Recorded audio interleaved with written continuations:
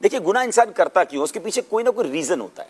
یا تو اس میں لذت مل رہی ہے یا اس کو کوئی دنیاوی بینیفٹ مل رہا ہے. دیکھیے یا تو پیسوں کے لیے کر رہا ہوگا, یعنی اگر حرام کما رہا ہے, یا پھر اس کو کوئی لذت مل رہی ہے جس میں بدکاری ہے, شراب ہے, یا کوئی بھی حرام کام ہے, آنکھوں کا گناہ ہے, کانوں کا گناہ ہے. تو دیکھیے جو لذت کے لیے گناہ ہے نا, اس کا تو سمپل فارمولا یہ کہ ایکچوئل لذت نہیں ہے اس میں.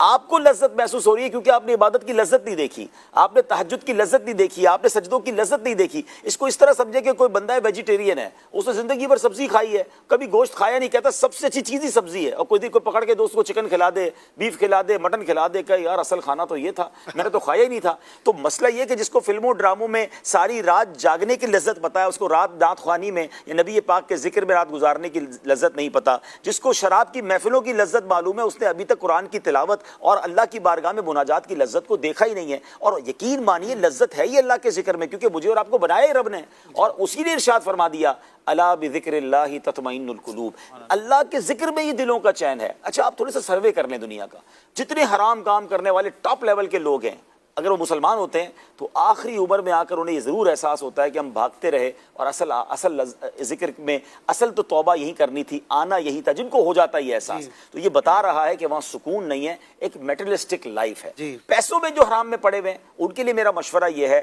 کہ آپ کو یہ لگ رہا ہے کہ میں حرام چھوڑوں گا, کئی لوگ سمجھتے بھی ہیں میں سود کھا رہا ہوں, کئی لوگ سمجھتے ہیں رشوت کے لے رہا ہوں, میں ڈکیتی کر رہا ہوں, میں چوری کر رہا ہوں, میں اغوا برائے تاوان کر رہا ہوں. انہیں یہ پتہ بھی ہوتا ہے کہ میں غلط کر رہا ہوں, لیکن وہ کہتے ہیں یہ بڑا آسان پیسہ, یہ چلا جائے گا تو میری ساری سسٹم آؤٹ ہو جائے گا. دیکھیں ایک بات یاد رکھیں کہ آپ حرام کما رہے ہیں اور آپ کو پیسے مل رہے ہیں, کیا آپ حلال کمائیں گے تو اللہ روزی روک لے گا؟ رزق دینے والا تو رب ہے نا. آپ ایک سٹیپ فارورڈ تو کریں, وہاں سے رحمت کے ایسے دروازے کھلیں گے. دیکھیں کوانٹٹی میں برکت نہیں ہے, ہو سکتا ہے آپ حرام کے کروڑوں کما رہے ہوں, آپ وہ ختم کریں اور وہ کروڑوں لاکھوں یا ہزاروں میں بدل جائیں, لیکن اس کے ساتھ جو سکون ملے گا, جو لائف میں انجوائمنٹ ملے گی, جو قلبی سکون, اور پھر آخرت میں جو نعمتیں ملیں گی, اصل چیز تو آخرت کی نعمتیں ہیں نا. وہ ایک بڑا زبردست ایک بین اخبار میں بھی آرٹیکل پڑھا, ایک بار شاید نگران شورا نے بھی یہ سنایا تھا کہ لوگ ایکچولی پیسے کیوں کماتے ہیں, یعنی دنیا بھر میں مال کمایا کیوں جاتا ہے؟ سکون کے لیے نا. تو ایک بچیرا تھا, وہ سمندر کے کنارے بیٹھا تھا اور بڑے مزے سے بیٹھا تھا, اور تھوڑی سی مچھلیاں پڑی ہوئی تھی اس کے پاس. کیا کیا؟ بس مچھلیاں پکڑ لی جتنی پکڑنی تھی, تو اتنا سا کام کیا, فارغ بیٹھے ہو. بولے اس کے بعد کیا کرتے ہو؟ کہ میں بچوں کے ساتھ بیٹھتا ہوں, فیملی کے ساتھ بیٹھتا ہوں, ہم دوست مل کے چائے پیتے ہیں, ہم انجوائے کرتے ہیں لائف کو, آرام کرتا ہوں.